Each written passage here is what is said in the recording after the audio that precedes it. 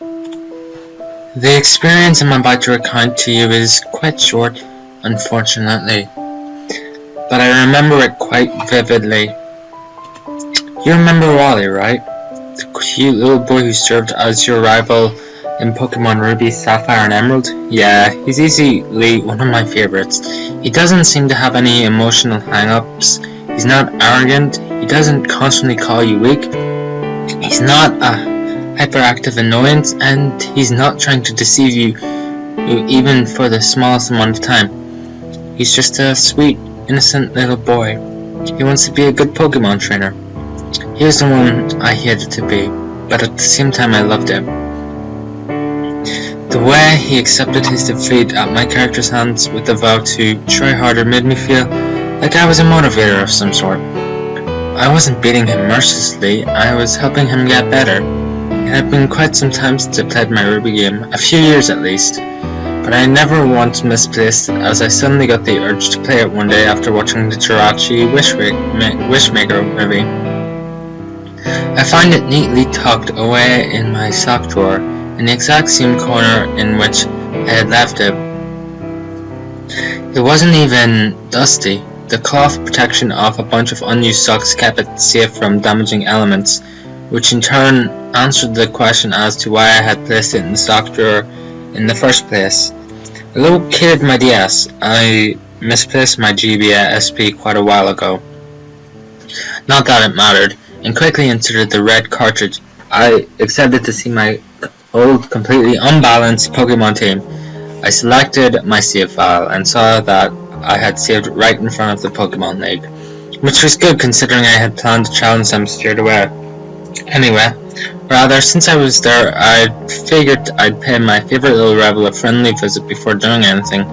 First Wally, then the League. Then I'd see if there was a chance that I had been lucky enough to find my game on the day I could find Mirage Island. I stepped away from the League entrance, following the zigzag path downward. I stopped a moment and opened my party.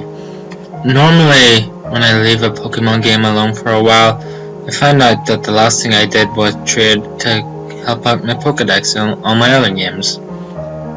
It certainly wouldn't have been the first time that I entered a battle completely unaware that I had a party full of level 5 Rattata and Magikarp. It's a bit of an embarrassing situation to say the least. They're all there though. Inferno, the level 100 Blaziken, Volcano, the level 85 Groudon, Daliboros, the level 87 Rayquaza, Dragon, the level 65 Salamence, Harbinger, the level 55 Absol, and Vengeance, the level 34 Banette. As I said, painfully unbalanced, but they were all just as I had left them. I was relieved actually. That meant that the Ruby wasn't the game I hadn't abused the Pal Park with. It must have been Emerald. But that's not really important though, and I'm getting off track. My party was there, so I didn't have to waste a few minutes in going back up to the League to switch out my dinky little underleveled Pokemon for something a little better. So I began my little trek to see Wally once more. As I entered the cave, he was standing there, waiting for me already. I couldn't remember if that was what he was supposed to do or not. As I said, it'd been quite a long time since I've had so much as thought about this game, but I was excited to talk to him either way. Whether I felt guilty for beating him or not, I loved seeing him.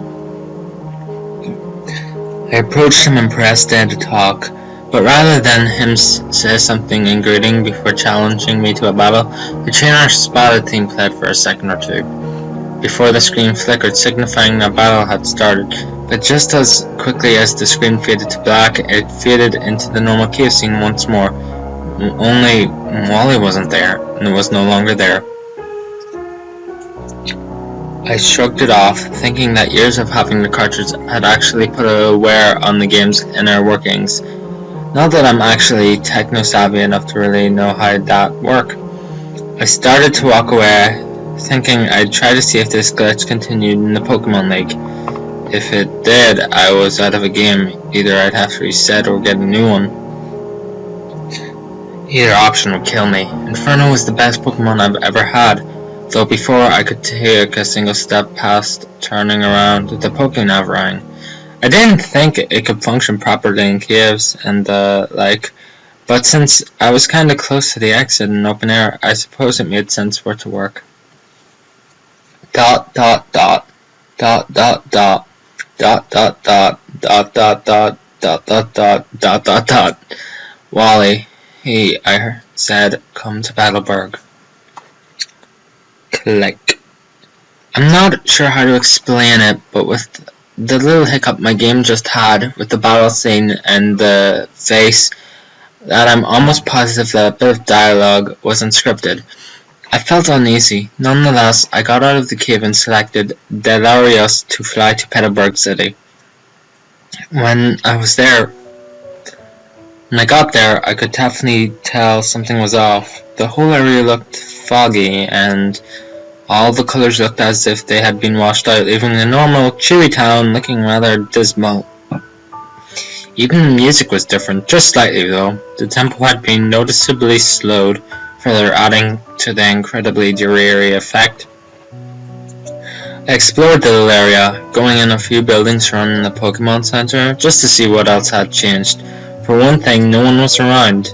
The area was completely devoid of all NPCs, but it didn't take me long to figure out where they were.